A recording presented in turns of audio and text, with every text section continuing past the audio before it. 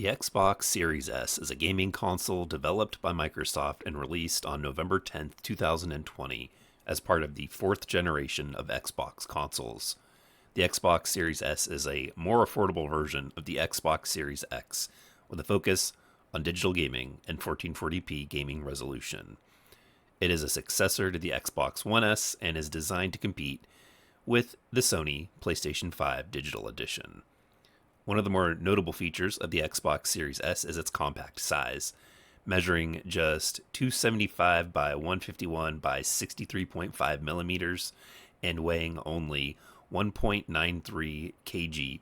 It has a sleek, modern design with a white finish and a black circular vent on the top.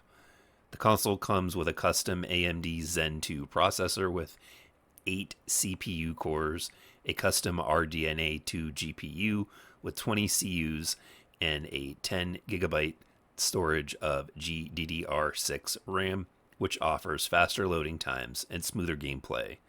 The Xbox Series S also has a 512 gigabyte custom NVMe SSD, which provides quick access to your games and apps.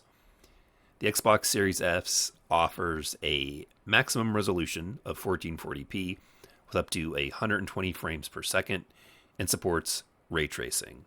The console also supports variable refresh rate and auto low latency mode, which helps to reduce input lag for smoother gaming experiences. It also has an HDMI 2.1 output, which enables features such as 4K at 120 FPS, HDR, VER, making it future-proof. The Xbox Series S is designed to be a digital-only console, which means that it does not have a disk drive. Instead, games can be downloaded from the Xbox Store or accessed through Xbox Game Pass, a subscription service that gives users access to a library of games. The Xbox Series S is compatible with all Xbox One games and accessories and supports backwards compatibility with select Xbox 360 and original Xbox games. In terms of connectivity, the Xbox Series S has a Wi-Fi 802.11ac and a Bluetooth 5.0 for wireless connectivity, as well as 3 USB ports, one in the front and 2 in the back, an Ethernet port, and HDMI 2.1 output. The console also has a custom SSD expansion slot, allowing users to expand their storage with a compatible SSD card.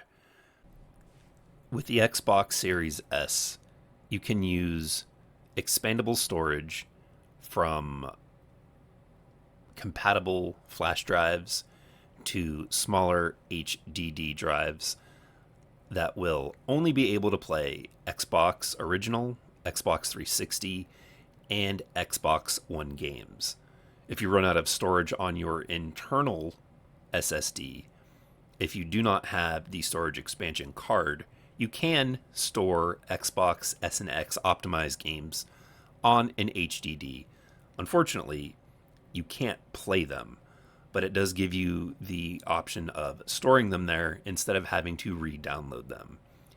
One of my major criticisms with the Series S that seems to have been remedied with the carbon black model being released is the initial storage is entirely way too small.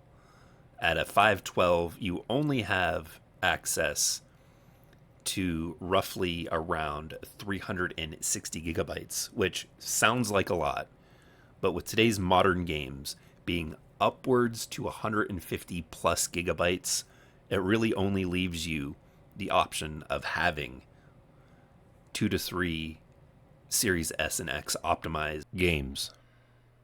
One of the big features that has been advertised with the Xbox Series S console is the ability for quick resume. You can have up to 5 games in a suspended state, and you are supposed to be able to go back and resume where you're at in those games.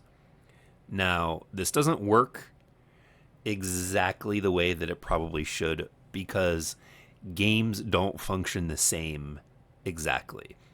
As a for instance, Every time I put Halo Infinite into sleep mode and go back to it using quick resume, I'm always disconnected from the network. And no matter what I do in the game, it will not reconnect until I close the game and reopen it. The same is said for Call of Duty, and the same is also said for the Master Chief Collection. These are the games that I have had extensive online play with and have put into suspended and still haven't been able to quick resume and just jump into a multiplayer match. I always have to close the game and reopen it. When playing single player games, this does happen, but much less often. It does work better with those types of games, being able to jump in and just pick up right exactly where you left off at.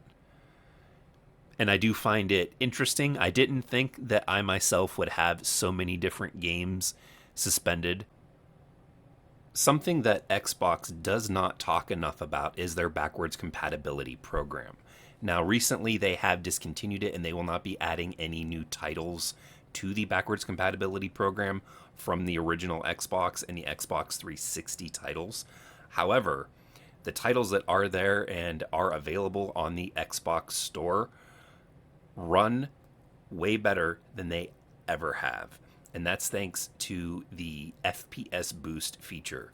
Now, not every backwards compatible title from the Xbox 360 and original Xbox generation have the FPS Boost available, and I will put a link in the description going to the Xbox website that gives you the full list of all the FPS Boost titles that are available.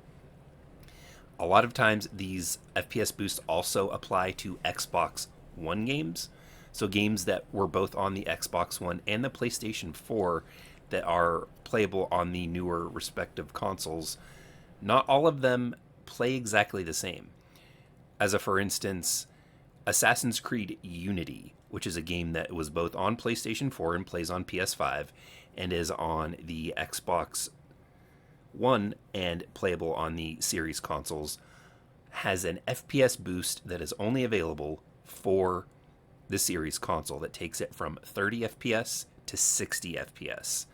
And they also have the added feature of having auto HDR, which does add a little bit more polish on top of the visual flair for these games.